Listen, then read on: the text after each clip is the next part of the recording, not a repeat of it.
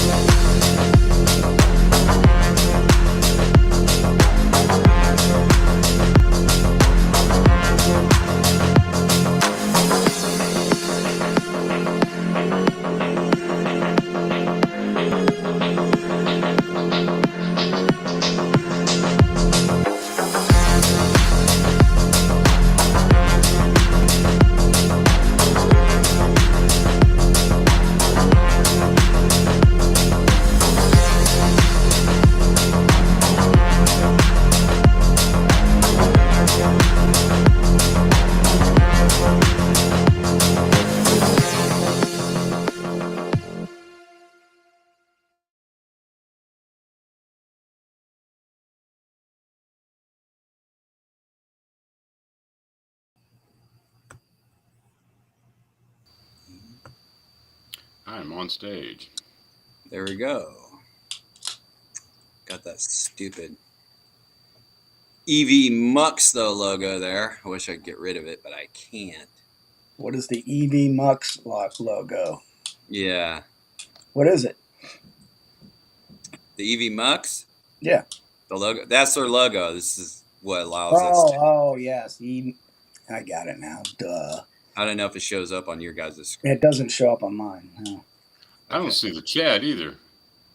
If I do, it takes on the full screen. See if I can get it minimized. I don't think so. No. It don't minimize anywhere. What the? I'm not used to this EV Mux thing. All right. I don't know. Yeah. I don't see anything except YouTube. Yeah, I can't see the chat. If I do, it covers my face. I can't see none of you guys. Is anybody there? Okay. Anybody here? Hello. So Gargoyle Samurai is there right now. 4 seconds ago. So he went live, not on the link he put up. So I put the link to here and the chat over there. Yeah, I was trying to link up to the scheduled, and this is all new. So I didn't save it or something. Pop in over here. You know what? My problem probably is I'm using it online, and maybe I have to download the app. No, you don't. No? No, you shouldn't have to. No. All right. I'm not. It wouldn't help if I did, I don't think. No. I'm trying to find It's just like StreamYard. Okay. Just like StreamYard. Oh, here we go. Just like StreamYard. Because I have comments. F-Freeze here, all right. Yeah. Oh, do you see it? Or are you on? Well, I got to use my phone, but I can see them. Yeah. That's weird that you don't have it on your end. Comments. I mean, it's got it here, but it covers up everybody's face, and it goes to a full screen, and then it shows the chat. That's weird. I can't see you guys. Actually, I can't see any chat here. Because I have it on the side. Social. Okay, there it is, but it's still not minimized. It just covers up. It covers up. It's a new screen. Can't get it small for some reason. It's up on your channel, right? Yeah. Alex? Yep. Right. Yeah, I mean, I can see it on my phone here. CT's here. What's up, CT? Yeah, outlaw, half breed.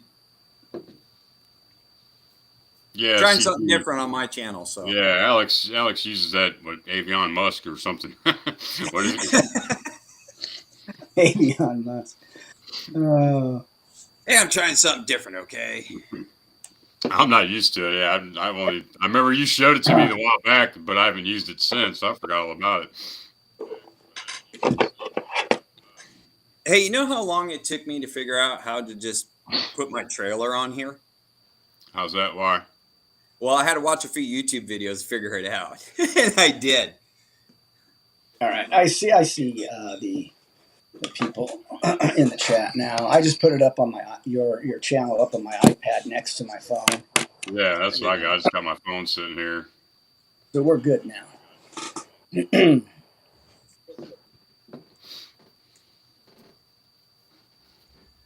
So, All right, what are we doing here? So who we got here? Who we got here? So who we have here? You want to wait? I mean, what do we got? 6 people in here. 6 people right now. Come on, people. I know Outlaw was like, Bird's not hosting it? Samurai Night Live? Oh, no, not tonight. My channel's taking a break. I'm here, but my channel's not. Well, so what happened to Spaghetti Samurai? I don't know. I didn't type it in. I could still change it, I guess. Oh, is that what you were going to go by? Spaghetti Samurai? That's what he told me to do last night. Either that or Tony Stark, you know.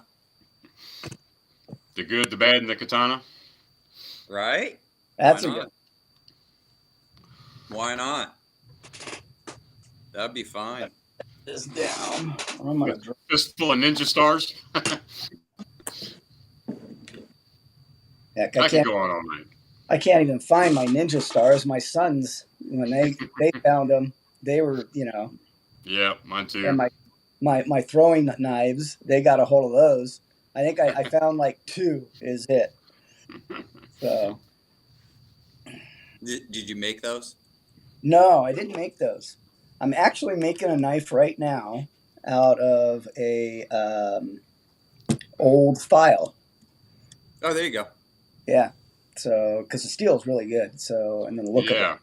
I see that done a lot, actually. Yeah. The So files are so strong of a tool steel. then I've got a knife that I got for Christmas that I'm finishing the handle up on it. But I didn't do that great a job because I have a gap between the guard and the handle. So I'm gonna fill that with epoxy. Won't be able to notice it when it's done.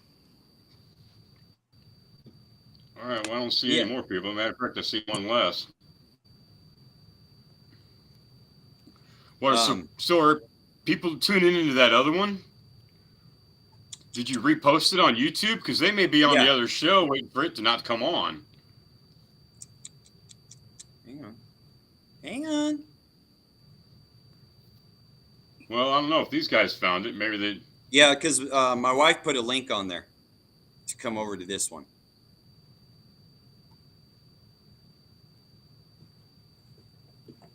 Oh, okay. I was gonna say, yeah, put it in the comments or something. Tell them. Yeah, there is. There's a link. There's a link on there. Well, then they know where the hell is everybody.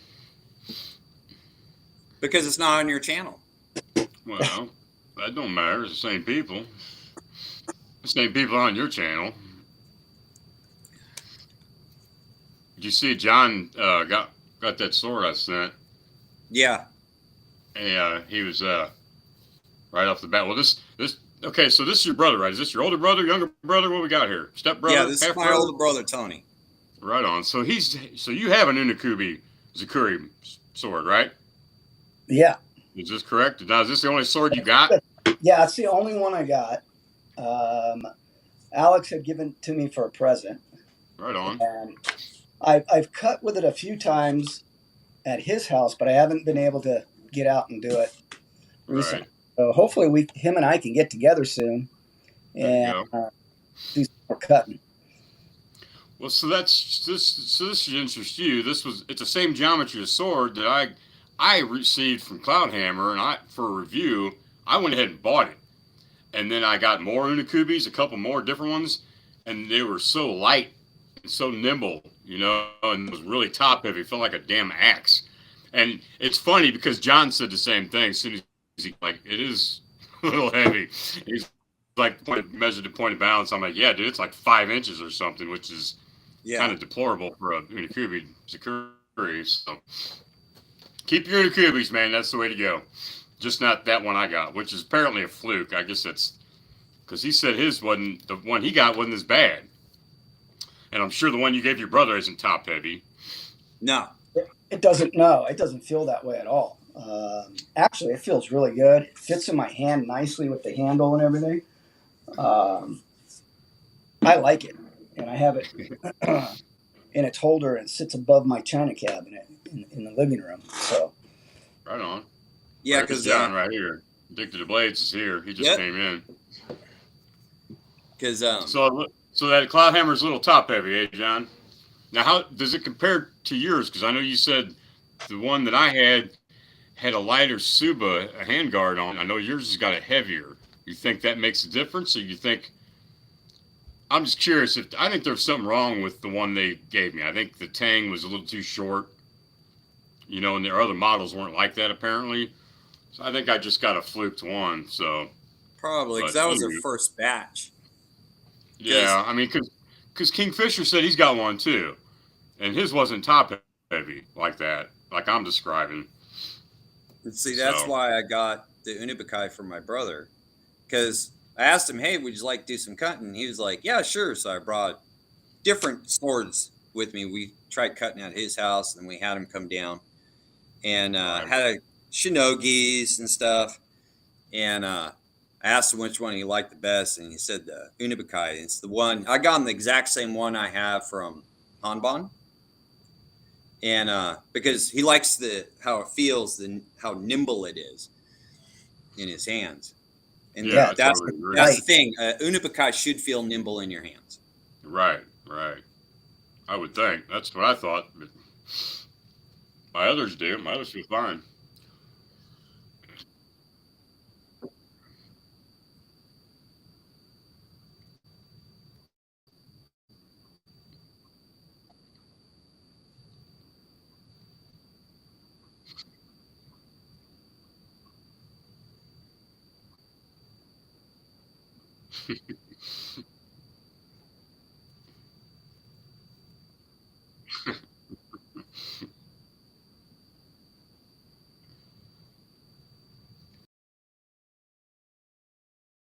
It takes a little bit more to control it because it has more mass to it. Whereas the Unabakai, they're thinning out that back spine of it, make it lighter. But trick cuts wise, Unabakai, hands down, you'll be able to do trick cuts if you cut all the time. I suck at doubles, so trying to get doubles all the time. But I love a good Unabakai. Yeah, I mean, I learned doing that on with the Shinogi, doing the fancy cuts with that, and just barely pulling it off. And then when I got an Unakubi, it just really made a big difference. It was a lot easier. Oh yeah, they do. Like I said, Shobu is going to have the same way as a Shinogi, but a Shobu you don't have that drag like you don't have with the Unabakai. Right. John said, haven't had a time to cut with it yet, and it's sharp. Is that sharp enough for you, John? I sharpened it myself. That's a bird job right there, buddy. It's not quite Hussein, but not quite Eric Hussein sharp, but pretty damn sharp. So, Tony, what do you think about using a sword? I mean, especially in like nowadays settings, just as a practice thing. Okay, so are you saying as a practice thing? Yeah, like learning how to cut with it, handle it, because it's kind of different than like a firearm. Yeah, and that's, I find it really interesting. When you told me you were into samurais and everything, I was like, that's pretty cool. I've always been into knives, but I mean, hand knives, I've always collected, hand knives. Right. And I've got a ton of them,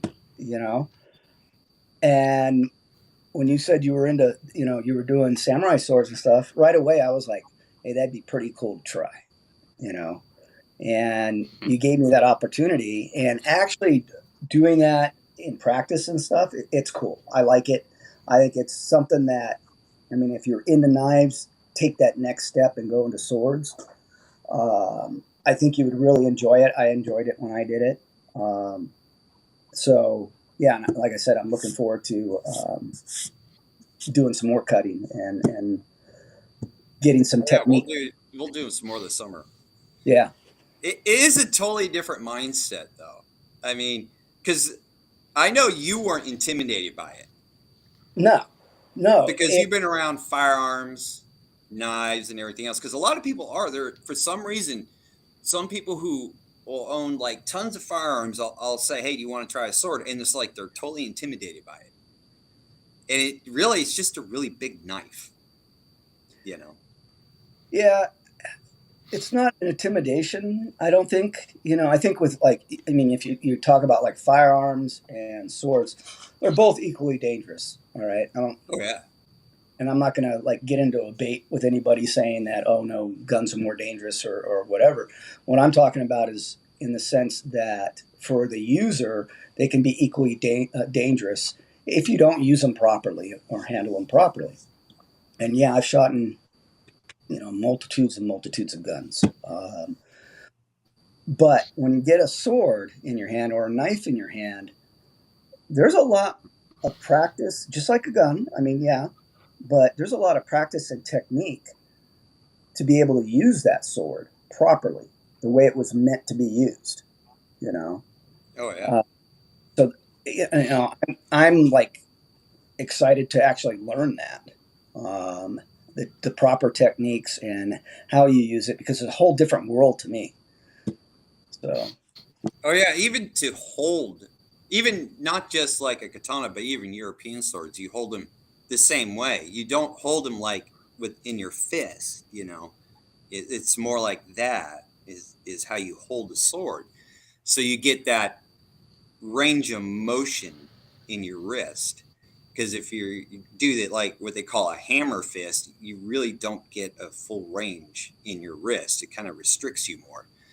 So yeah, it's a totally different. It's like when I tell people I collect swords, you give me a look like I just spoke in a different language. Because it's something that you don't see every day or hear people do. Well, but it's that's what I was just going to say. There's a taboo with swords that there's not with firearms. We've grown up with firearms all around us, but not swords. So it's unusual, and everybody's like, "You do what?" That's why I get that. You do what on YouTube? Yeah, and swords have been around for centuries. Well, for such a really long time. They're not a household name like a Colt 45. You know what I mean? Or nowadays, I guess it's an Uzi. I guess is a household name, or AK-47. But still, you know what I mean? It's not as common. It's nowhere near as common. If you bring up a cavalry sword, though, they're like, "Oh yeah, those are cool." Well, that's what I'm saying. A lot of guys will go, "That's cool, dude. You deal with swords, right on. Let me see some. You got it with you." But girls are like, "What? You do what?" They're just like, yeah. If it was firearms, they'd be like, "Oh yeah." You know what I'm saying? If you told some gal, I review handguns on YouTube, they wouldn't give it a second thought. But you say, "Oh, I review samurai swords," they're like, "You do what?" Because it's just not. I guess nobody does it except us. Right? Yeah. Thank God. Yeah. The outlaw samurai just said just 200 years ago, firearms would be the weird thing, and swords would be the norm. I want those days to come back. No, it's true. That's true. So, and that's yeah, he's right. But like I said, it's just taboo now, and now it wasn't. And it is. The funny thing is, because Tony was a Marine, and the Marines have, correct me if I'm wrong, Tony, the saber. It's a saber for uniform. It's ceremonial. Yeah. There's two different ones.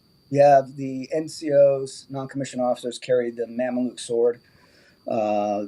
And the officers carry a different one, but It's a ceremonial thing, yes. I mean, and it's used in like drill sergeants use them and things like that. Now, And are they're they yeah, actually cool. real functional, those swords, or are they just No, they're all now. wall hanger? Yeah, they're just ornamental. They're not sharp, or at least the ones that I seen weren't sharp. They were just ornamental. I mean, you could stab somebody with them, yeah, but slicing wise, they weren't sharp. Unlike the Japanese during World War II, had the gunto sword. The officers had the gunto, which is a fully functional, basically like katana almost. Right. So it's like Outlaw Samurai Well, said the cavalry is the Marines, right? That's where the Marines came from. Is initially from the cavalry, right? no, actually they were a branch. Still are a branch of the Navy, but it is a cutlass.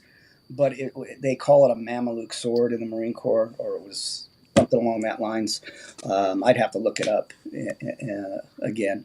I'm thinking of Apocalypse. I'm thinking of Apocalypse Now when he said traded the helicopters in for horses. That's what I was thinking of. So never mind. Don't mind me. I'm just the right Army. here. That was Air Cav and the Army cavalry. Right. That's Yeah. what I was. That's That what I was was Army. thinking of. Yeah. Like I said, don't mind me. So yeah, everyone, if Tony's like new to basically swords, you know, but it's like, it's nice to have somebody who's doesn't have a ton of knowledge with their perspective of it, and seeing the excitement like just now from you telling us, you know, you're eager to learn more is like really cool to have, because it's like we always interview other people who already have swords and they've been using them for a while, but here you've only gotten to do it a couple times though. Yeah. You know, so yeah, you're still new to everything. And it's I don't know, I got a rush out of it when we were cutting. So, and that's the cool thing. I mean, you know, yeah, you shoot a gun and whatnot, and like I said, I've shot tons of them. Yeah, I don't get a rush out of that anymore. You know, I mean, it's cool, but you know, when you pick up a sword, it's totally different. That feeling that you get in your hand with it. So, oh yeah, it's I agree with that. it's a rush too when you're able to have an opponent.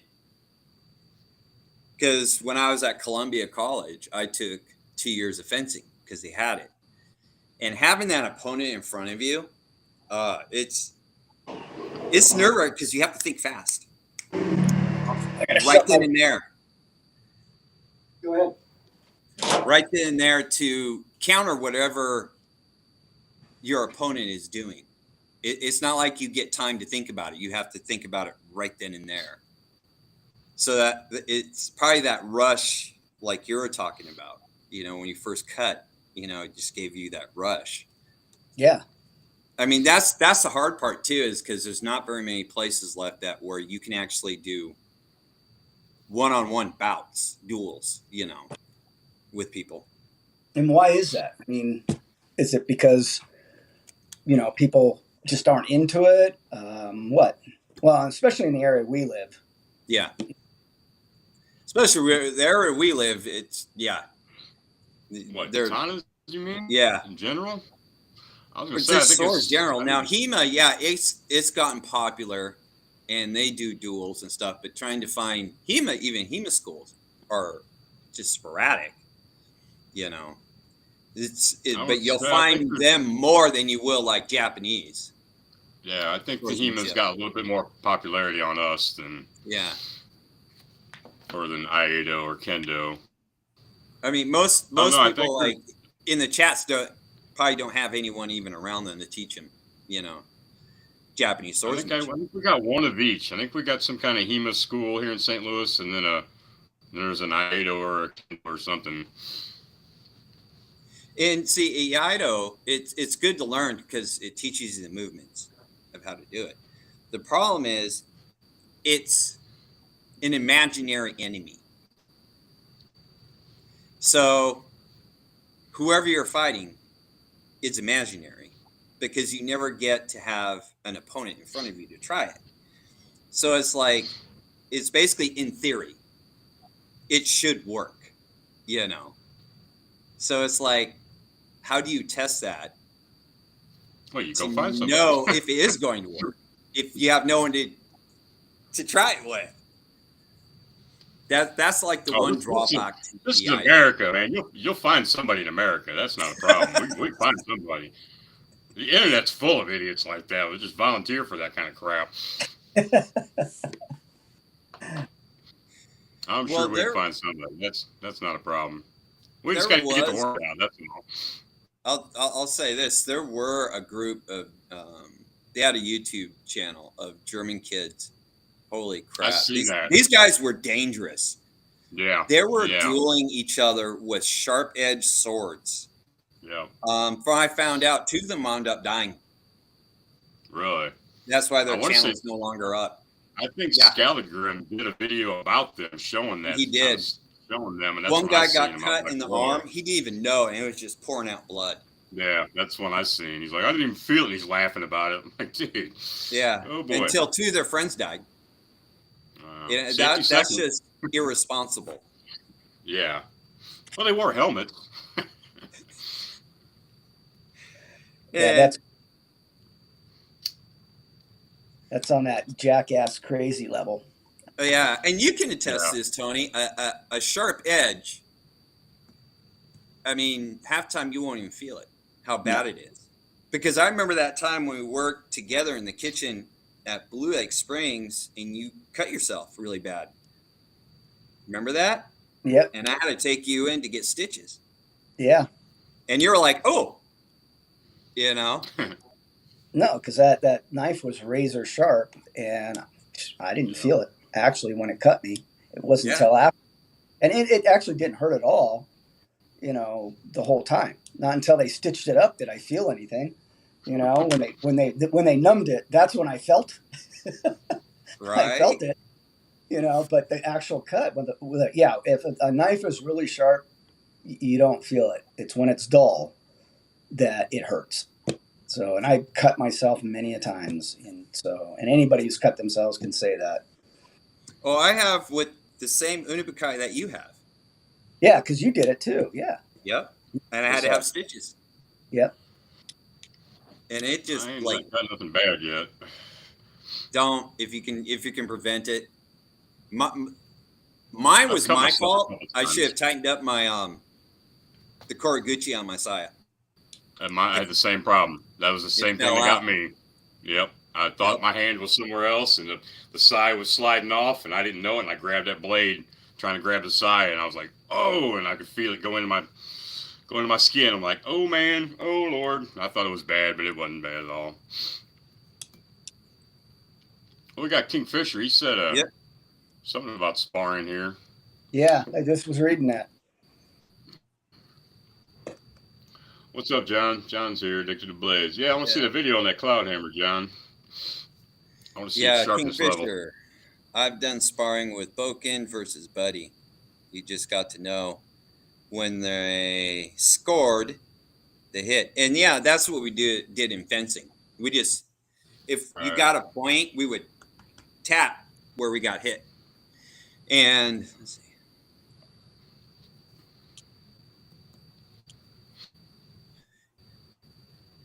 Padding. Padding is like, even if you're using a Boken, you want some form of padding on. Because those things, Yeah, that would- Bokens that's fair. normally are made out of oak. Yeah, I wouldn't Yeah, want to get that'll hit break with the big old bone. stick. Right. But also, I mean, that goes back to learning how to use the sword. You want to learn how to control it.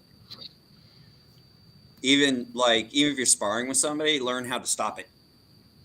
You know, and there's actually I actually learned there's certain techniques to teach you how to learn how to stop the sword so it's like parallel to the ground. And what you do is you turn your forearms in, kind of like that while you're holding it. And what it does is it restricts your arms and it stops them. Huh. It's a weird feeling when you do it because you're kind of like I was twisting gonna say, your forearms. swing down while you're turning. That's weird. Well, what you do is as you're coming down, just before you, when you know you hit your target, just before that, you start turning your arms, and it should be parallel to the ground.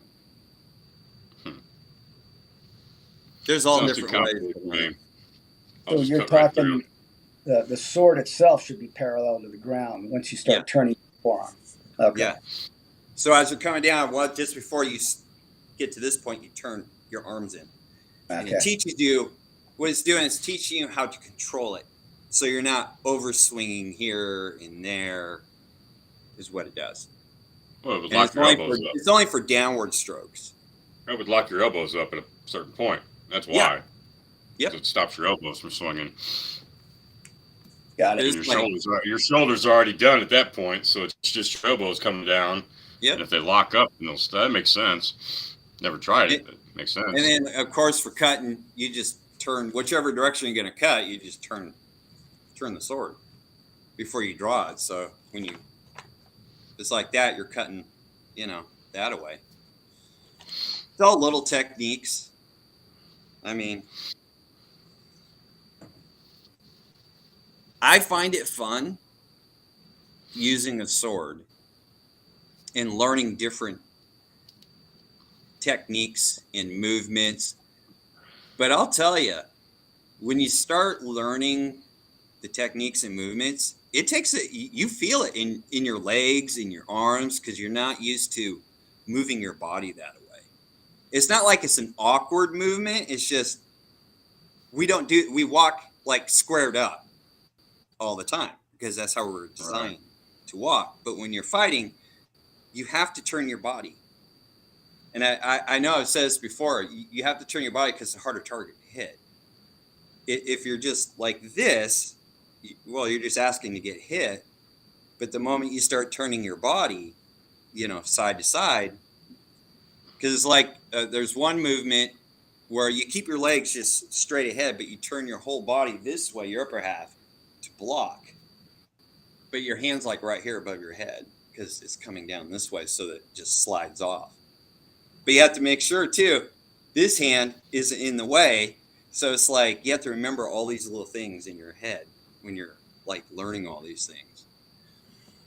But like I said, I enjoy it, and I think that's what you want to try and learn too, Tony. I think is like the technique movements of it all. Right. Yeah, because that's what interests me too, is not just the cutting, it's how do you properly use the sword body-wise and arm movement and all that.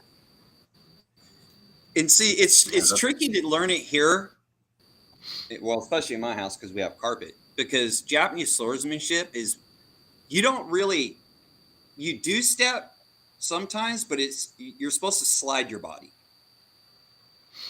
is what you're supposed to do. It's kind of like slide your body forward, not like take steps towards your person.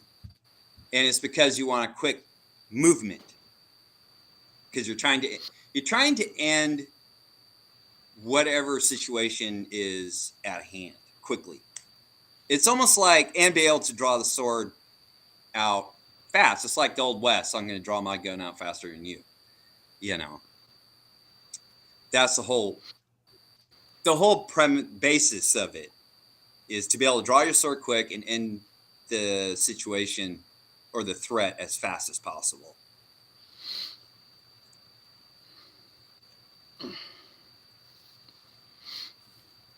Yeah. Air Power saying you have to practice that slow because your body not used to that movement. Yeah, and that's true. I mean, because you'll pull a muscle. Because there's moves where you have to turn real fast, but you're keeping your legs straight, but you're moving your upper half either this way or that way. And like I learned Tenshinyu, and they tell you start slow so you get the movement down. But then after you know the movement's slow, speed it up. Yeah. I want you to move as fast as possible. Well, it's the same thing is with, like, when I took Kung Fu, it was the same thing. You practice slowly and then you build up your speed. And then that's when you're sparring with somebody. And that's, when you start sparring with somebody, you go through the movement slowly, and then you keep speeding up and speeding up. So till it becomes repetitive, muscle memory. yeah, exactly.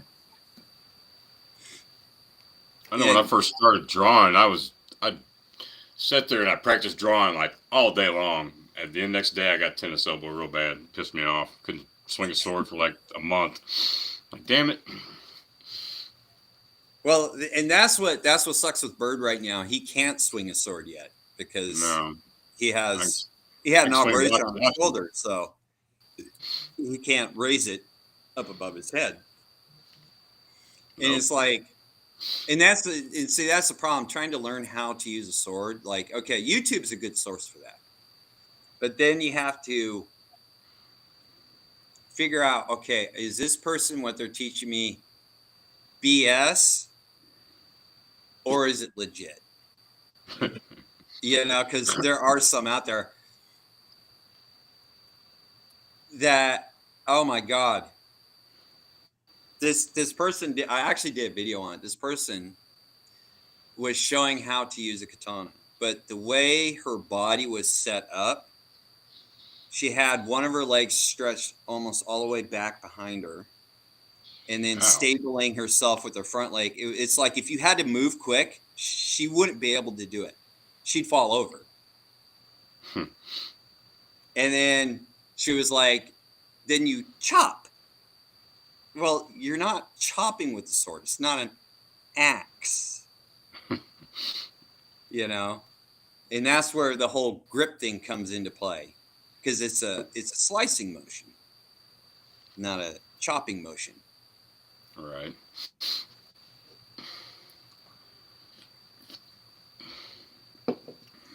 Yeah, Outlaw said, fun fact, cowboy movies were inspired by Sarah. Yes, they were, actually.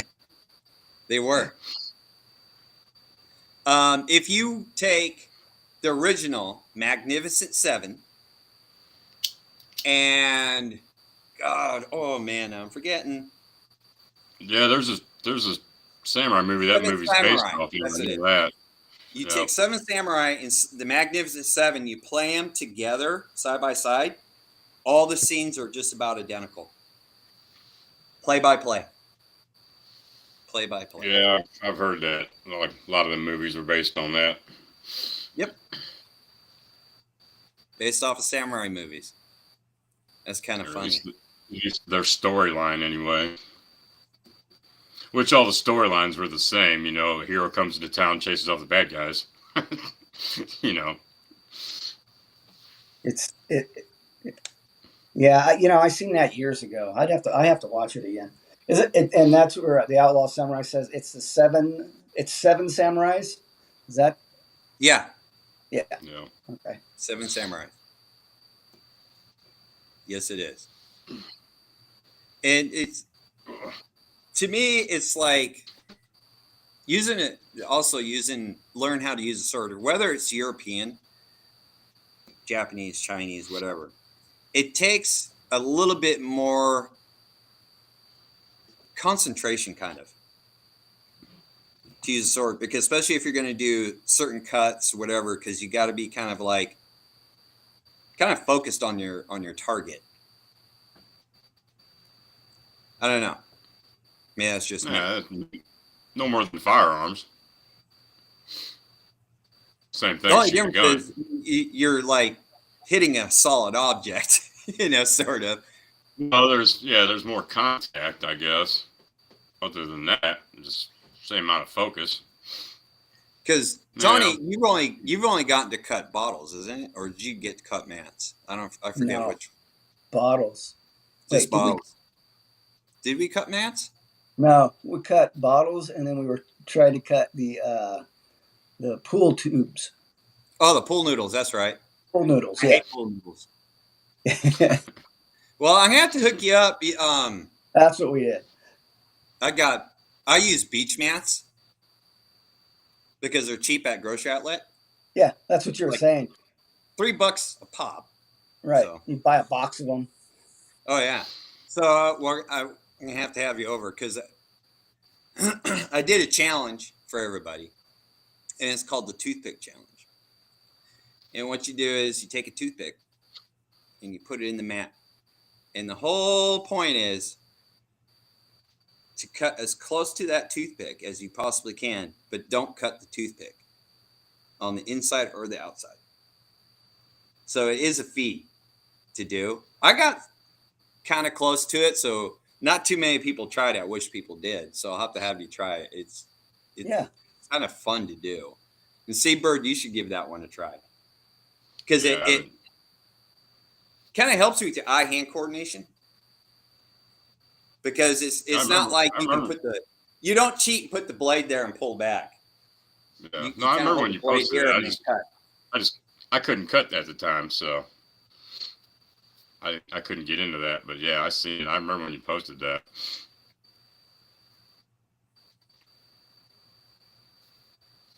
I was lucky to cut anything there for a little bit, so I didn't have a good chance to. Now I got to relearn everything, so that's going to suck. But that won't. Yeah, that's the one thing too, Tony. When you don't do it a lot, you kind of lose. If you were doing good doing certain cuts, you'll notice that I'm really sucking right now. Because when we had all the storms, I couldn't go outside and cut. And then when finally we had nice weather, I really sucked. My edge alignment was way off. And I mean, it ain't that for me. It's I've lost a lot of motion in like my wrists and my shoulders, so I've had to compensate. I've had to change my technique over the time I was healed. Now I've been injured again, and it's like, okay, I just have to wait till I'm totally healed and learn it the right way, like I did before. Well, and it gets back to when I had to. Sorry. What's that? Well, it goes back to what you guys were saying earlier. It's muscle memory. So, right. You constantly have to practice it to keep that. I don't know how many times I hit a bottle and it didn't even cut it and it just flew across the yard because the edge alignment was just so bad. And I was like, damn. When I first chopped, I did that real bad, and then I figured it out how to actually cut a bottle. Well, didn't I teach you, Tony, the technique? Just put it up there and pull back and then come down. Isn't that how I first taught you how to do it? Exactly. Yeah, that is how you taught me to do it, is to put it down there and then pull back and then, follow through with it. And you cut it. And it worked, because that's the thing. People think, oh, you can just pick a sword up and use it. What do you think? No, it doesn't. It didn't work that way. And that's just like with anything. You just don't pick up a gun and know how to actually use it. Yeah, you can swing it, you can pull the trigger, but I mean, it's totally different when you start learning the right techniques. And that's where I'm, like I was saying earlier, is I'm excited. I want to learn the right techniques to be able to do it the right way and be proficient at it,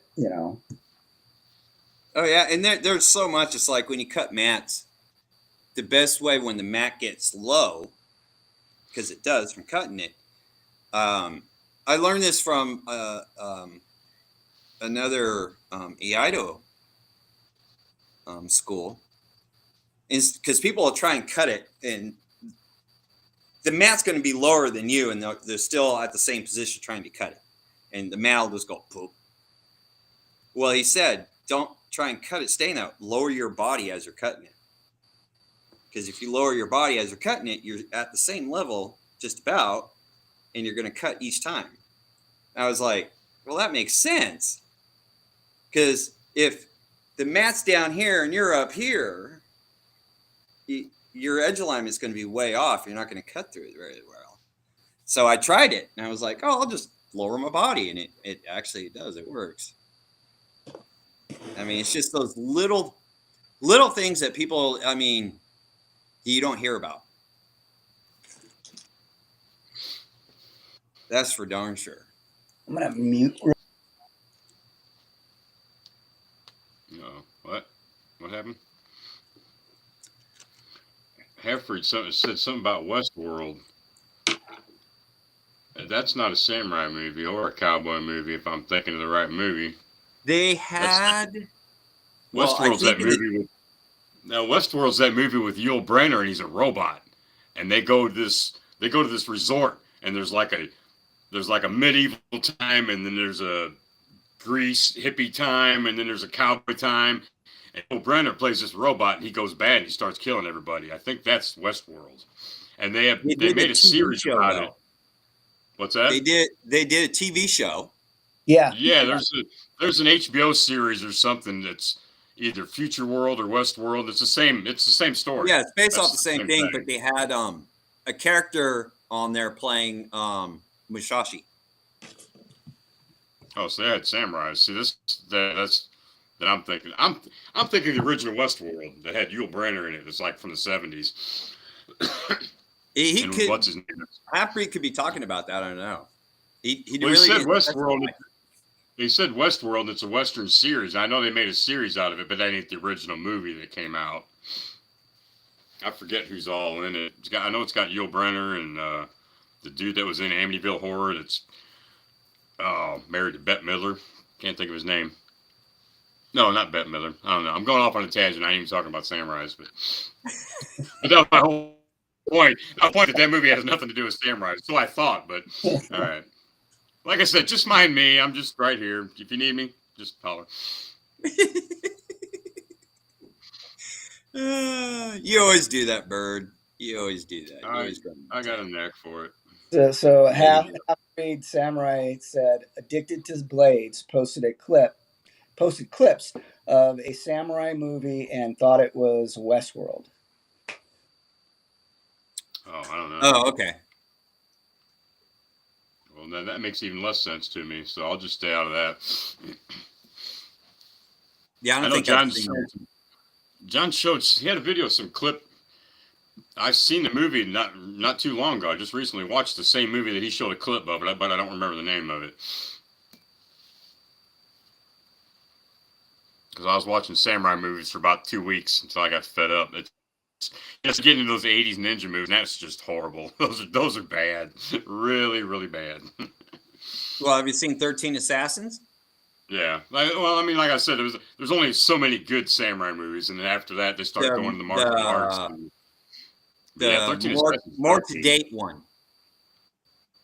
Yeah, because there's an The older more version of that. modernized 13 Assassins. Yeah, I haven't seen the older version of it, but I just found out there was. I didn't know there was when I first seen the newer one. Because that was I found out there's an older version of that movie.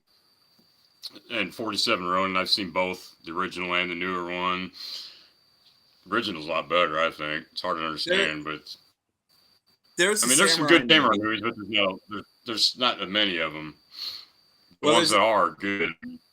There's a samurai movie, and I forget the name of it, but it's the way he draws a sword. And I've been trying to figure out how he does it. Because he draws it with his left hand. Draws with his left hand, cuts the person, and moves at the same time. But he does it. I'm going to have to try and slow the video down. Because you don't catch how he's actually drawing it out. Because you would think he would draw it reverse with his left, but he actually draws it so the blade is sticking out, and then he moves at the same time. It's a slick move, but I forget the name. But this samurai movie is okay. You know how we see, like in anime and everything, you see the blood spurting everywhere. Kill Bill. Okay, right. Well, this is where they got that from. Is from this movie. The blood pack, the squib, malfunction. So when the special effects guy hit it, it went everywhere, and it wasn't supposed to do that. So the reaction to all the actors on set is actually their real reaction because they didn't know what the hell just happened. But the guy who gets cut and killed, he was a good sport. He played it all the way through. Fell to the ground. But just the move that the other guy does is so slick and so fast. Using his left hand I wish I could remember the name of it, but it's a really neat technique how he does it. Because other than Zatoichi, I know Zatoichi, he does some weird movies. Yeah, he doesn't even have the sword like tucked in real close. on his obi is kind of sticking out a little bit. So he kind of like pushes it back and draws it, I think, at the same time. So the saya moves back away from him. I don't know. I just thought it was a pretty cool move. I haven't been able to figure it out. I'm thinking some kind of an optical illusion there or something. He's moving so I don't fast know. you can't. I don't know what you're talking about. I've never seen that. I know there's about a that. move. I know there's a move called the swooping sparrow. Well, Outlaw Samurai says 47 says I can't pronounce it, but read what he's saying in there. Zadachi. Yeah. Zadachi. Samurai. Zadachi. Zatoichi. That's what he's talking about. Zatoichi. Yeah. The Blind Samurai. This wasn't a Blind Samurai movie, though. I was gonna say I've seen Zatoichi. He draws different ways, but that's the only one I've ever seen that draws differently. Well, he draws reverse. Yeah, he does it all kinds of different ways. Well, it's mainly reverse grip. Right. So right. Yeah, he does that reverse all the time. Instead of like this, he draws it like this, and the reason being is he's using the Shirosaya. Has no Suba, no nothing. And it's safer to use one if you use it reverse grip because your hand's not going to slide down on the blade. That's why he used it in reverse grip. That's the problem with the ones that have no Suba on or whatever. You have a potential of your hand sliding up onto the blade. Yeah, that would scare the hell out of me. So most people will use it in reverse grip or ice pick move. Right. And it's hard to cut. I'll have to have you do that, Yeah. Tony. It's hard to cut with a sword in a reverse grip. I got to get. Yeah, it's hard to get that angle. Yeah, I got to get the right way, first before I even want to try reverse grip. Yeah, because I've cut in reverse grip like this, and it's not easy. It's awkward as hell. I can imagine. And you don't have that much range of movement to boot. So you're not getting that full force that you need. Even for like a bottle like this, it's kind of difficult.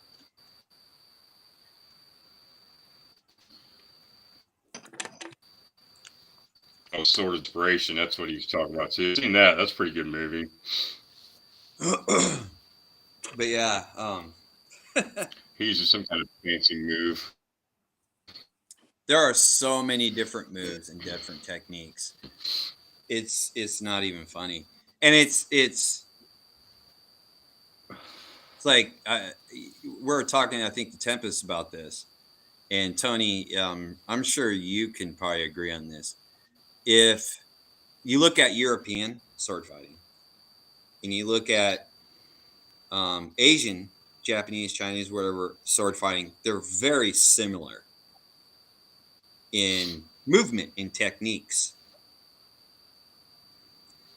Now, since you have military background training and you've been to other countries and trained with other people, did you even notice that when you went over and trained with other people that there were similarities to what you were taught? Yeah, I mean, there are some of the movements in martial arts and in combat fighting. I mean, we didn't do any sword and stuff, but there are similarities that you see. I was mainly in the Philippines and Thailand, and they adopt kind of each other's, from what I know and seen. I'm no expert. It's kind of, yeah, you adopt some of those. They adopt some of the other countries' techniques or the other martial arts techniques into theirs. And I think that's true with a lot of martial arts. Yeah. You see that. Now, if I remember correctly, didn't you say when you were in the Philippines, you got to see, it was basically a show put on, and it's like two guys, and they're basically using swords, flailing at one another? Yeah, it's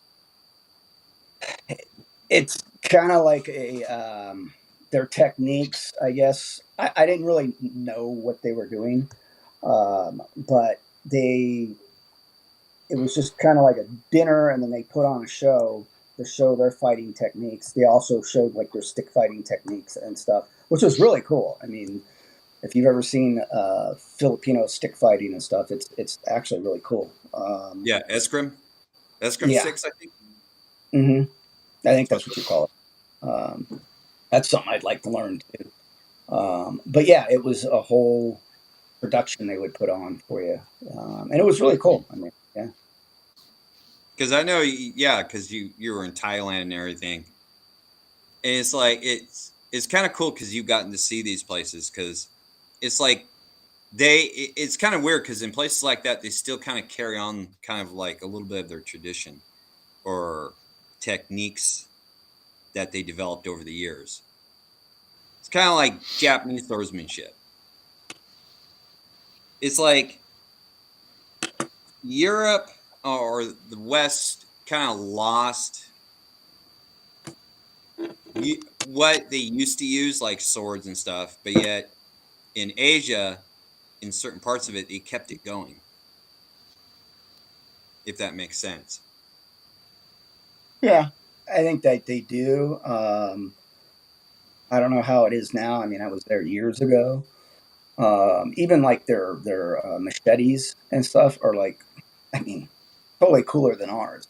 I wish I would have up when I was over there, and I didn't. I had the chance, and I didn't do it. I should have, because ours to me are a piece of crap compared to theirs. Yeah. I should try to make one actually. Do you know what they look like? Yeah, and you can look them up, online. You can look anything up online, you know that, and get the dimensions and everything of them. But they were really cool, and they, like I said, when I was over there, they sell them all over the place. Could have bought one and bought one. End up Yeah, buying, 'cause you had a kukri. huh?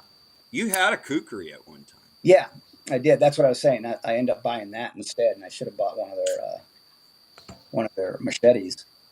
Now, was that kukri handmade or just mass produced? No, yeah, it was handmade. In fact, if you ever invite me on again, I'll show off some of the knives that I've gotten from there. In fact, we just picked up, well, not just a couple years ago, 3 years ago, we picked up some antique knives pre-World War II that are Filipino knives and balsams. They were being sold at a thrift store. So we, grabbed them up. Oh, right on. Yeah, and I'll show them. They're put away right now, so for me to get them out would be a pain. But anyway, I'll bring them out and show them to you. And they're making them out of, truck springs and brass, spent brass casings from bullets, shell casings. And those guys, I mean, they're great craftsmen. I mean, to see the stuff. So the one I had, yeah, it was all handmade and everything. I ended up having to sell it because I needed money, when my kids were little, had to feed them. And so yeah, I remember that kukri. That was a nice one. It was really nice. Probably the best one I had, knife, one of the best knives I've had. So. And it was very simple too. I remember that, but the handle was real comfortable. Yeah, it was. Yeah, I'll bring. Yeah, if you invite me on again, I'll absolutely pull them out and or I can show them. How much now? Curiosity, if you remember, how much did that kukri cost you over there? I think it was like $20 American. Wow, that was it. Back then I could pick up stuff really cheap. Don't know about nowadays. Yeah, I don't know what it is now. I mean, couldn't tell you. $20 for a handmade kukri, and now what? Yeah. That was a 12-inch blade, wasn't it? Yeah, it was a 12-inch blade. I thought so. I got one for Holly. It's got almost a 30-inch blade on it. Oh, wow. From Nepal. Yeah. Because I guess there's different styles. Handmade knives are great. And that's why I said, I'm making a couple right now. It's just, I think that, that craftsmanship, if you do it right, is really cool. Now swords, I don't know about trying to make a sword because that's a lot of work, and to get it, right. Yeah. There's actually a technique for hammering an edge on a sword too. I found out you don't turn the metal. You turn the hammer in the direction you want the edge to be, and you strike it like that. How that works, I don't know. I've never done it. I've got an anvil, but I don't have a forge. Don't know if I ever will. Oh, well, no. I have to go back to like the comments where Half-Breed Samurai says, yes, Outlaw, that spinning orb is getting to me. And it is too. It's not spinning right now, but it was earlier. And I'm like, what the hell is this spinning orb thing? Yeah, I know. It's annoying. I'm sorry. I had to look on my phone and see what they were talking about. It's like a little purple, the logo. It's the it's the logo. The Avon Musk logo is right on my head, I think. It is. If I do this more, I'll just opt to pay for it, and then the logo will be gone. Yeah, because it's like somebody says it keeps drawing my eye to it, and it is me too, because I keep looking over there because I've got you guys up on my phone, and then I got the YouTube channel up on my iPad. So yeah, I wish I could get rid of it. Believe me, I wish see it on my laptop. I don't see it on my laptop at all. I've got to look down my phone, which I'm barely seeing. So. And then Outlaw Samurai 47 says, anyone have a good rec for a 1095 sword? Thought of adding one to the collection. A good 1095? I'll have some for sale eventually. All these behind me. It also depends what type of geometry are you looking for, Outlaw? If I was going for 1095, I'd go to Ryan Sword. It depends. Do you want through hardened? Do you want differentially hardened? Because I have through hardened and differential. Like the one I got you, Tony, that's a through hardened 1095, but it's stout blade. That thing's a beast. Yeah, I'd go with Ryan's Sword, man. They know they're 1095. I mean, that's pretty much all they deal with. The Unubakai, like I got my brother and I've never rolled an edge on that sucker. Not once. And for under $200, it's a damn good sword. And the Edo wrap is so tight on that. I mean, there's a lot of them. There's way too many of them in that price range. I don't know. I mean, even Bo Hayu makes 1095. I was cutting bamboo all day with it. So. Yeah, the Edo wrap looks good on yours, Tony. Still. It does. It's nice, and it is. It's tight.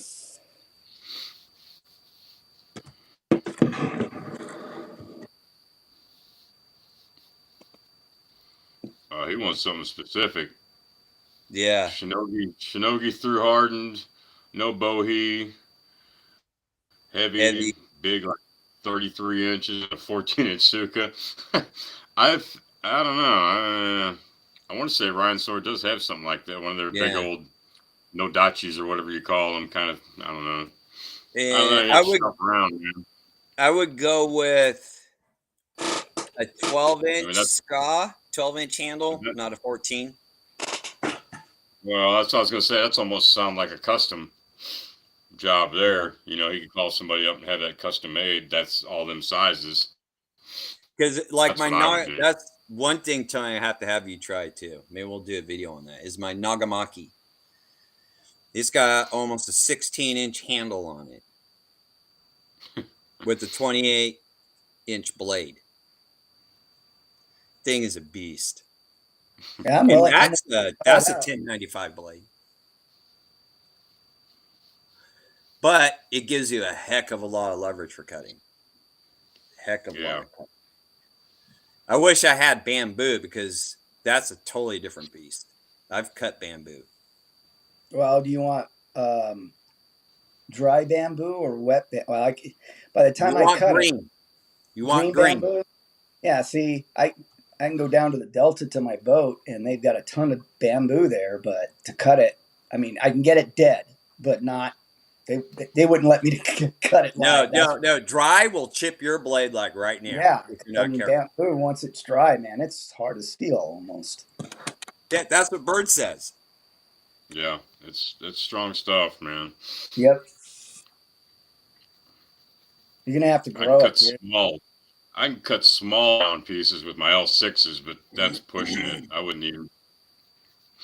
See, Bird, he has a neighbor who has a ton of bamboo. Yeah, So he goes got a over big- and he cuts like a- it. That's like probably about half an acre of bamboo. Oh, yeah. See, Quarter acre to a half acre, somewhere in there. you It's can have got it plenty. filled. Oh yeah. That's if he doesn't bulldoze it down now because you haven't been going over and getting it. Nah, he won't.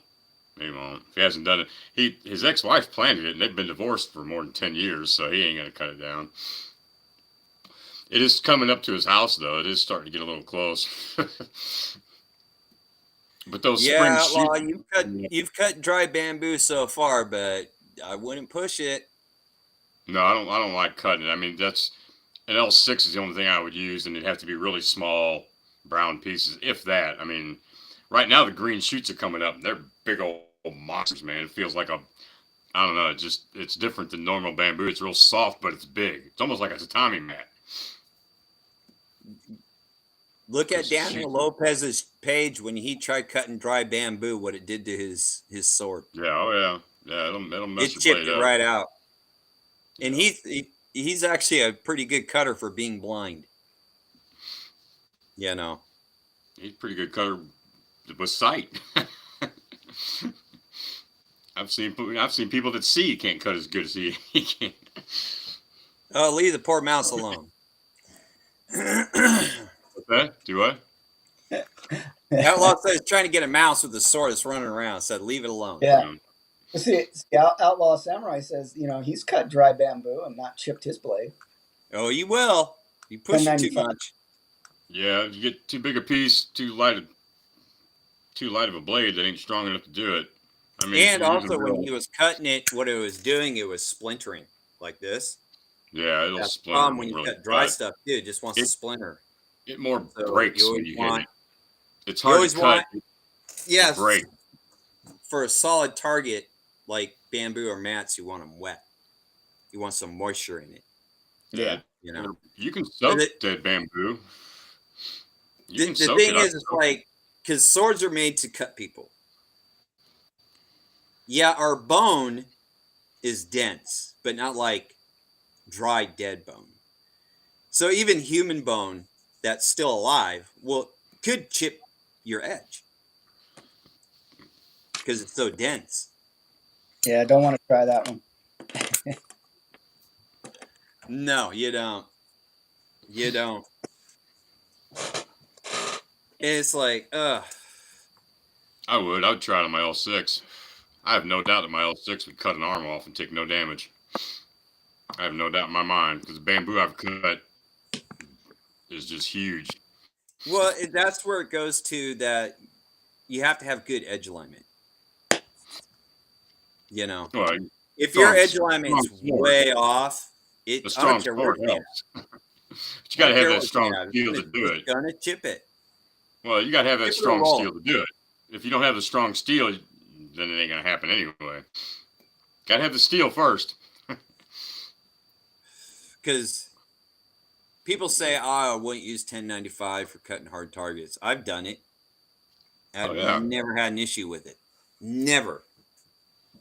Well, I've got big bamboo that 1095 will not handle. There is a point where it won't handle bamboo. Oh, yeah. Diameter When it wise. gets above, when it gets above 2 inches diameter, 1095 won't take it. Now, you can watch videos all day, and I have a problem with this because everybody's got a video. Ryan Sword, Hanban, they all got a video on YouTube, and they got just a bamboo that's like 3 inches in diameter, and they cut through it. Oh, yeah, you can do that once. Do that all day long. I guarantee you won't have a sword left. The sword will take it. Not all day long. You cut once. You better have a perfect cut. But I guarantee them guys couldn't do that 20 more times and pull it off and not have any sword damage. It just won't happen.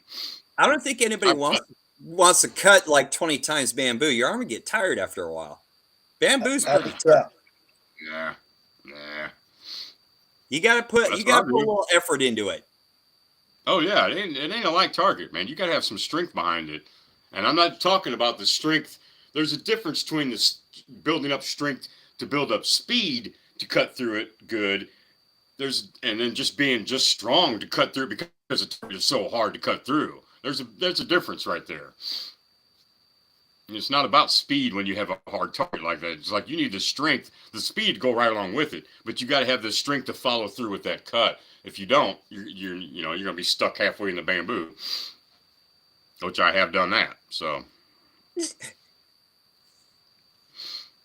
bamboo. You would. But I said, man, I got a problem with them guys. They use them swords to sell them all the time, and they'll cut through big old, just huge stalks, 3 inches, 4 inches diameter. And I've done that too, once. Then I went to hit it another time and chipped the blade. You know what I mean? So, the videos they're misleading. Yeah. They're very misleading. 1095 and T10 will only take so much, and then everything has its limitations. Right. It does. All the steels do. Yeah, I have yet to find L6s. I have yet to find its stopping point, but I'm sure it has one. Even firearms have a limitation. Wouldn't you say, Tony? Oh yeah. I mean, each one has a limitation of its own by design. So. Right. And that's the same with swords. Would I use Unabakai to cut big diameter bamboo? Depends. Well, that's why I got mine. You're saying, Bird, maybe an L6. That's what I was going to say. I got mine, but that's why I got him in L6. I won't cut bamboo with my T10 Inukubi. It's too thin, too light. I don't want to damage it. I mean, I have cut bamboo, but not big stuff. But I have no doubt in my mind that I can cut the same size bamboo with an Unakubi L6 as a Shinogi L6. Now, will an Unakubi reach its limit before a Shinogi? Yeah, it will, because it's a lot thinner. But still, it's L6. It's strong stuff, man. It'll cut through. I've cut through the same size bamboo that I usually cut with my T10s. That once that step up, the T10s won't take. That Unakubi L6 will. Yeah, I actually asked my brother this too. You probably remember, Tony. Because I had the Unabakai and the Shinogi out, and I asked you, if you had to go to battle, which one would you take? And if I remember correctly, you said it would be like the Shinogi or the Shobu, because they got that ridge line on there. Yeah. Yep. And it has that, and that's why the Shinogi Zakuri has lasted so long, is because of the structure design of it. It's just a beefy blade. Now I do have a couple that feel super light. They're well balanced, so that they feel really nimble in the hands. And then I have some that don't feel nimble in the hands. It's all depends on who's forging it and the point of balance of it. Yep, point of balance, very important thing. So, are you going to get any more swords, Tony? Not at this point yet. I want to use the one I have more, and then decide what I want to, how many more I want to get. Because like anything, it can be addictive. There's another rack over. Yeah. There's another rack over there you can't even see. And people go, well, they all look the same. Well, blade style, yeah. But that's the beauty of a katana. No, unless you get the exact same one, not everyone looks the same. Just like firearms, you can get a 45 Colt from Colt, or you can get a 45 Colt from Ruger, and they're going to feel different, even though they're a Colt 45. They're still going to feel different because they're made different. Same one of these. Yeah, and they're going that's to look different. I mean, I Yeah. got several T10s, but they're all different. You know, That's the beauty of it. But the beauty of the katana is you can take it apart, change things out on it. Whereas European swords, you can't really do that. They ping the bottom, so that it's just a solid one whole piece. But every sword, like you're saying, and that's where um, when somebody says, "Oh, it's just another sword." Well, no, every sword is different, has a different feel. It doesn't matter to me. It doesn't matter. I mean, it does. I mean, the look of a sword's cool too, but I get into functionality also in something, just like I do in a firearm. What's the functionality of a firearm? What am I going to use it for? Okay, hunting wise or whatever. A sword's the same thing in my mind, and I'm new to this, but every sword's going to have a different functionality. So depending on what I want to do with that, I'm going to want something different maybe. Exactly. I got it right. I mean, Yeah. it all depends on what you're going to cut with it. However you're going to use it Right. depends. Yeah. Dictate what kind of sword you want. Right. Just like every hand knife, has a different functionality. I can pull out my K-bar from the military, and that's, I'm not going to carry that around on a daily basis. All right. I'm going to keep that when I go in the woods or whatever if I go hunting, which I don't do much anymore. But this, this knife here, which is a Gerber, I carry that, every day. Yeah. So the same No, thing. you got it right. It's functionality for sure when it comes to things. And it's like you're going to find the ones that you like the best, when it comes to blade styles and geometries. Yeah. And I think you're going to, because right now you favor, the Unibakai, but that could change because there's actually different styles of geometries to like Japanese swords. There's a Hira and a Motohara, which a Motohara, those are kind of cool. They look like an Unibakai, but that back part is actually sharpened and it comes to a point, like a spear point at the tip. So you have two cutting edges basically, except it only goes like the backside only goes like half the blade. And that's it. And it stops. I don't have one. Not yet. Which is great for piercing. That would be really cool if you're going to pierce something. So yeah. Exactly. Good for slicing. The blade's so thin. But it wouldn't hack an arm off because it ain't strong enough. Well, I wouldn't want to try. No, not with that. It'd bend that blade in an instant. Cutting bamboo would bend that blade in a heartbeat. And then, of course, you got the Tachi, which has more of a curve. It's got like 1 1/4 from the center. If you lay it down flat and you measure from the top of the curve to the bottom. There's supposed to be a horse that goes with that. So I don't know where all these guys are getting all these Tachis. They're going to get a horse too. It goes along with it. So yeah, because the Tachi is supposed to be for used on horseback, which it also has a 32-inch blade. The blade's actually longer. So if you're on horse, you can strike down on somebody. Yeah, you can reach down. Exactly.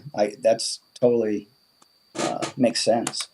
And I like this. What Outlaw Samurai said is, you came to the wrong place to talk about sword addiction. Yeah, I gathered that. Or the right place. Depends on how you look at it. Exactly. It could go either way. But most people, like you tell me, when I put a sword in the hand, not everybody, they get the cutting bug. It's what we call it, the cutting bug. Yeah. Because you try it and you're like, I want to learn more. Yeah, I mean, it's fun. I want to try and do that double cut where you cut 2 bottles before they hit the ground, type thing. Yeah. I mean, that is a challenge. Like I said, I'm still trying to perfect that one. There's guys who can cut 3 targets before they hit the ground. Exactly. I mean, it was the same thing, when I used to shoot. you do trick shots too. I mean, I would try to do that kind of stuff. How many targets you can hit in, X number of seconds and all that kind of, fun stuff. Or, like some people, hitting, playing cards, dead center, practice, and Yeah. getting the down. It's the same thing. So yeah, So I want. what do you want to get out of learning how to use a sword? What do I want to get out of it? Yeah. I think I want to get out of it is learning to use it properly and to get down. Like, I'm the type when I start to do something like, again, I'll go back to firearms because that's what I was used to. Is I try to perfect the technique as best as to my ability. So that's what I want to try to do out of it and have fun doing it, because if you're not having fun doing it, it's not, it just becomes work. But I don't want to take away the fun of doing it too, but it's like perfecting it to where, like you said, cutting a bottle twice before it can hit the ground, yeah, that would be cool to do. Or, cutting putting the toothpick in there and trying to do that, things like that. But also learning the proper stances, the proper hand placements, things like that. Yeah, and I don't even know that much yet. I mean, there is so much to learn from it. I didn't even know until I got into doing it how much there is that you can learn. And you can, it's like, you don't have to watch videos of just one group. I'll go over and I'll watch another one. And yeah, some of the movements might be the same, but then they have that one movement. It's like, I got to try that. That's a heck of a cool move, and then try and learn the proper movements for it and the proper foot placements and whatnot. Because it looks easy, but sometimes it's not, especially if you have to draw. Because some you draw the sword in reverse, but then as you're drawing in reverse, you're flipping it forward at the same time, if that makes sense. Nah, it doesn't. But I'll get, when you start showing it to me. Well, you have the sword and you draw it out this way, but then you have to flip it. Yeah. So you're flipping it this way, and then you have to think in your mind, okay, I got to grip it with this, and then change it with this. In one fluid motion.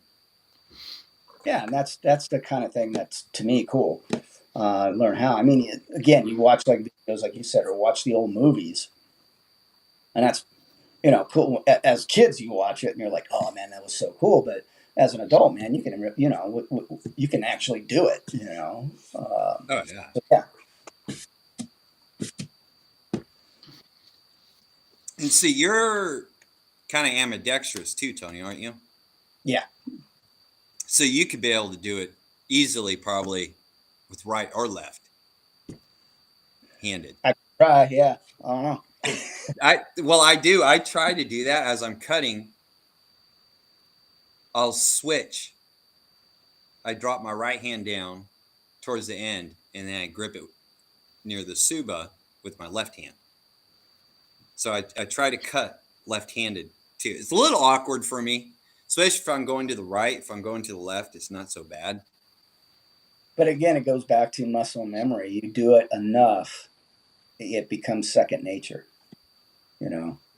So yeah, be cool to try. Like I said, I'm looking forward to doing it more, cutting more, and learning the techniques and stuff. Yeah, and Bird, you're still working on the event, huh? Yeah, that won't happen till at least I'm healed. That way, I would say next year. Bird's trying to get together a bunch of people to do basically a sword deal where everyone gets together and we just have fun and just share techniques, cut stuff. Like a mini convention. Yeah, it'd just be like I'll just have people, if they want to camp out, I'm trying to find some place where they can camp over all night, and I'll just get a trailer full of bamboo and everybody can cut all damn day. I think it would be a cool little event. You'd probably draw a crowd. I would think maybe not the first year, but the second and third year probably once the word got out.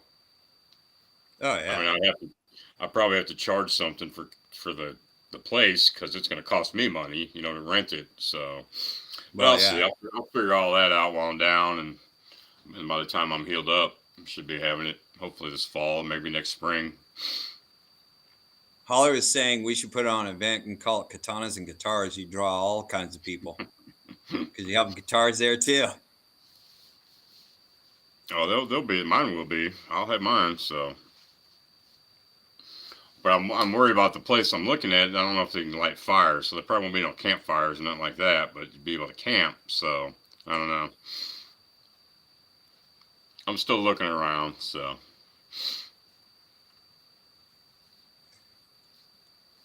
I would like everyone to get together because it'd be kind of cool. Because even for people like my brother, who's either new to it or they never really thought about like, hey, that'd be kind of cool to learn how to do that. How do people do that? And really, it's just like we've been saying. It's just practicing it over and over again. And it's like people are, like I was saying, some people are intimidated by them. Some people aren't. It's like Holly's dad. I had him try it, and he was like, he cut a pool noodle one time, and he was like, "Here, take it back." And I always tell people, that's the dangerous end. As long as you're down here, you're fine. It's okay. But I always have to teach everybody, stop over swing, like going way over here. Everybody always wants to do that. And the sword's going behind them. And it's like, you didn't do that much, though. You didn't overswing like that, Tony. I noticed you didn't go all the way back here. Yeah, I was watching.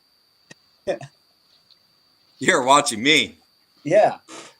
I always tell people it's not just safety for yourself, but it's also for others too. Because you don't know who's behind you if they're paying attention, and it just takes a split second, and that's it. The half-breeds in Illinois, people pay high prices to throw an axe for an hour. We have that too. Not too far away from me, there's an axe throwing place in St. Louis. It just started up a few years ago, and it gave me the idea to do it here. I was just gonna, charge people $10 to come in.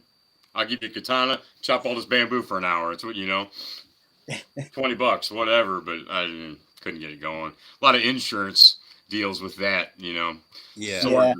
Swords aren't quite as accepted as axes, as weirdly as that sounds. They're just not. You can say throw an axe. Oh yeah, I've heard of that. You say katana. Well, what is that? Samurai sword. No, we don't. Yeah. Yeah, but you can throw stuff all you want. Never really got into throwing knives that much. Throwing axes is dangerous. Them things can come back at you. Knives, not so much, but axes. Oh yeah, you hit the handle, you hit the head of the axe, it's going to come back at you. It can bounce back. Yeah. Yeah, I've seen a lot more axes bounce back than knives. Knives usually just kind of bounce to the ground. Axes have a tendency to keep going. But and like with throwing knives, because I used to do that until my kids got a hold of them, and like I said, I can't find them now. I think I got one or two, but throwing knives, it depends on the wood you're throwing it at too. Because I've seen a lot of guys, they'll throw it at too hard of wood. They're throwing it at oak. Well, naturally, it's not going to stick and it's going to bounce back. Yeah. Throw it something like cedar, and it's going to stick. But I do like throwing knives, and throwing darts are cool too. Those are take a little more technique. But I used to be pretty good at the throwing knives. Yeah, I was going to say you did that. Yeah. You threw. Now, from what I've looked into it, and people say get a tree round. Yep. And then put it up because they'll last longer. Yeah. As a target. Addicted to Blades, John does that. John throws a lot of knives, throws axes. He's pretty good. There's another guy, the Wu-Tang Clan. Watch Danger in the Wu-Tang Clan channel. That dude, he's awesome. He's got one of those damn machines that throws a deck of cards right in front of your target. You know, to throw a playing card right up, and he'll hit it with a knife from like 30 feet back. He's really good. John ain't too bad either, though. I don't know how I've seen more of Danger doing his than John, so I just know about. I've seen guys take a playing card. Yeah, Danger can do that. And cut a water bottle by throwing it. Yeah. Chattanooga Chop.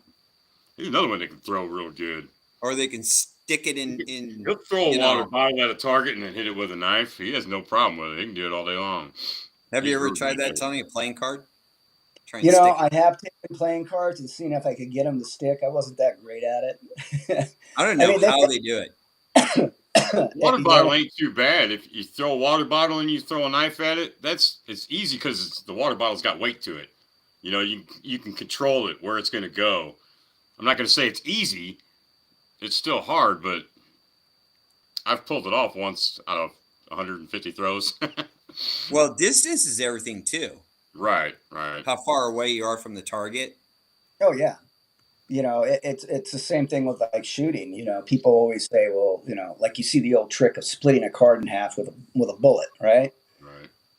Well, you can do it. I mean, but it takes practice. I could do it, you know, but also that distance. I was closer to the target, to the playing card, and I could, you know, and it wasn't a one shot thing. It took me like, you know, several shots and I finally hit it, you know. But you can do it. It's just practice, you know. Right. That gets expensive too. That's why I would use a 22 to do it. Because, you know, back then, it was cheaper. Now it's like, gosh, even 22s are getting expensive. But that's what I've heard. Same thing with throwing knives. You know, I actually got pretty good at it. And, you know, I could hit that target and get in the bullseye. You know, I never tried like bottles or, you know, things like that. But it was fun, you know. And then what? Oh, remember I had blowguns. Well, I still have them. I have blowguns too. Yeah. And getting them in target, you know. And Outlaw Samurai's talking about he's chasing that mouse around and it got away. And I was going to say earlier is go get a blowgun, man. Because I've killed a couple mice that were in the house with a blowgun once, and I hope nobody on the channel gets mad at me, but you know, I had to get them. I don't think there's mice-friendly people here. I think we'll be all right. But yeah, I mean, it's practice. Everything's practice. That's why, like I said, man, yeah, to practice with a sword would be cool, you know, and start doing that. It's heck of fun. It's fun. I like it. Oh, I definitely do. It helps to have a target and sit there and cut all day, though. If I didn't have that, I don't think I'd be into it as much as I am. I mean, I got a ton of bottles saved up now, but it took me getting injured and the family saving up bottles. But yeah, and that's the nice thing about using swords. It's much cheaper than firearms. You don't have the expensive ammo. Yeah. Especially, you know, where we live. It's outrageous, man, where we live. I wouldn't know because I don't own a firearm. So. I mean, yeah, but a case of these is, you know, it's not that much. You can ask people to give you their water bottles too, man, and they'll give them to you. It's like, yeah, here. Here you go. Yeah, you can have all of them. Yeah, I'll save them up for you. Outlaw, he has somebody he works with, and they give him all his empty plastic bottles now. Yeah, I had a couple people saving me bottles when I started. My sister and some other people. I go around and collect them at the end of the week. Yeah. Here to pick up your trash. Yep. It fits better in your recycling bin once they're chopped up too. Yeah. That's for sure. I've got a bunch in the garage right now that I've been saving up. So, but they're build like, a stand. Huh? Got to build a stand. Got to build a stand. Yeah. These ones are thicker too, though, than those ones you got. Oh yeah, those will be fun to cut. Yeah. Gatorades are a pain. Yeah, they're the plastic on those. I would imagine because they're thick. Oh yeah. Yeah, those necks and the bottles can be dangerous. Chip your blades. Yeah. Yeah, that's another thing they'll do. They're really thick. So. Okay, guys. Anybody have any questions? Oh. Ugh. You going to Blade Show, Tony? Say it again. You going to Blade Show, Atlanta, Georgia, this in Uh, June? no, No. I just started a new job, so to get some time off, I don't think they're gonna. No, probably like that for a year or two. Yeah, exactly. Plus, I want to do good. So On. Yeah. But you definitely have to give me your hours so we can schedule a time Yeah, so you know can start that. learning. Yeah, I'll know that in a week what my hours are. And the nice thing is they went to 410s, which I'm stoked about. So it gives me 3 days off. So that's awesome. Right on. But I don't know my shifts yet. I could have graveyard, which I'm. Yeah. Hey, if I have it, I have it. No big deal. Right. I've done it before. Yeah. I just readjust my my living schedule to my work schedule. Right. So Outlaw asked you, Tony, saber or katana, which one would you use in a duel? Saber or katana in a duel? I don't know, man. I just started with katanas and a saber. If you're talking like the Marine Corps sabers, I'd probably use a saber in duel. Well, those are all one-handed, ain't they? The saber, yeah, it's a one-handed. The one in that like they used in the Marine Corps, it's a cutlass, like he was saying Right. earlier. Called a Mameluke sword. Just addition, but I'd probably use a saber in a duel over a samurai sword. But again, I'm new to this, so I was going to say that may change in a couple of months. yeah. Yeah. Although you get quicker movement with one hand than you do with two, though, on a sword. You really do. But you can use a katana one-handed too. That's the beauty of it. Yeah, holding this. Ooh, sorry guys. Holding this one-handed to try to duel with, it would take me some some practice. That's for sure. Oh yeah. Armored Sweatpants, what's up, man? Armored Sweatpants Yeah. here. I saw him pop in. How's it going? It definitely, yeah, dude. Using one-handed, it takes a little bit, especially if you're using something like a Shinogi Zakuri, because it's a little bit heavier. It's a little heavier blade. You definitely have That's why I to. like. Yeah, that's why I like this one because of the weight of it was nice, and it was just in my hand. It felt so good. Oh, they're a nimble blade. They're very nimble. That's like the one I got you. That's like my favorite Unubakai that I have. Now, see, Yeah. I train. My sword that I use to train with is heavy. It's almost 3 pounds. That's what I like to use to learn, to practice my drawing. Then when I go to an Unukubi, it's like I can just do it and not even think about it because it's so much lighter. Well, that's my training swords. I have two. One is heavy and one is light. So if I'm learning a new technique, I use the light one. Then I'll switch to the heavy one because since I have Unubakais and Shinogis, I'm used to both heavy and light. Right. Plus, if you're draw cutting, I normally use Shinogi Zakuri. So if I'm draw cutting to cut a bottle, I'm used to that weight. And then two, if it's a new technique, I don't cut my hand. Makes sense. I always use a dull sword when I'm learning a new technique. Yeah, me too. I'll have to get you. You're gonna have to get an Obi belt, Tony. Yeah. So I learned how to be able to draw, right? Yep. Yeah. Yep. I was thinking that too. Is I'm gonna have to learn how to draw this thing, and how am I gonna do that?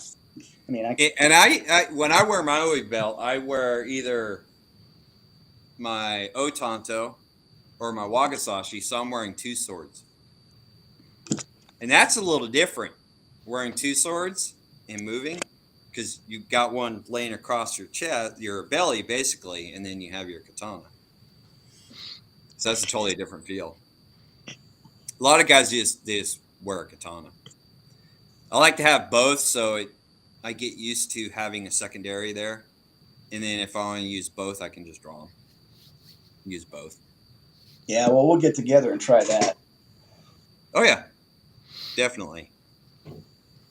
Yeah, it's you'll enjoy it. You'll definitely enjoy it the more you learn. I haven't been doing much here lately. I gotta get back on it myself. Yeah, well, the That's for weather sure. just got good, so yeah. Our weather's sucked for a long time. Too long. Well, up here, Way yeah. too I long. mean, yeah, it was worse. Worse for me this year than you. Oh yeah, because you're up the hill. Yeah, I got tired of it. So, All right, guys. Well, let's go ahead and call it there. well, thank you And for inviting me on. I enjoyed it, and yeah, if you want me back, let me know. yeah, we'll probably have you back, especially for those antique knives you got. Yeah, The you guys want to see Filipino them? ones. That's kind of cool. Yeah, you let me know. Definitely. All right, everybody in the chats. Hope everyone enjoyed this. It's a little different. I'm using a new system, so it was kind of hokey. Sorry about that. But we'll let you guys know if it's going to be on Birds or on mine next time. Don't know yet. We're kind of Yeah, like flip flopping. I haven't decided yet. Who knows? Hey, at halftime, I don't even know who we're going to have on. So, Me neither. I'm just well, winging Tony, it. thank you for coming on tonight, though. Right on. Good meeting you, Yeah. Tony. Yeah, it's good meeting you too. Maybe Right next on. time when you come on, you know a little bit more. Yeah, But it was nice having someone who doesn't know like anything, you know. yeah, I'm a newbie, just learning it. So I'm looking fun. forward to it. And that's okay because we all of us, everybody in this community always learns something new all the time. Yep. Oh, I'm That's always the nice learning. thing about it. Yep. So, all right, everyone, you guys have a good night. All right. And See you, everybody. we'll see you all around. All right. Good night.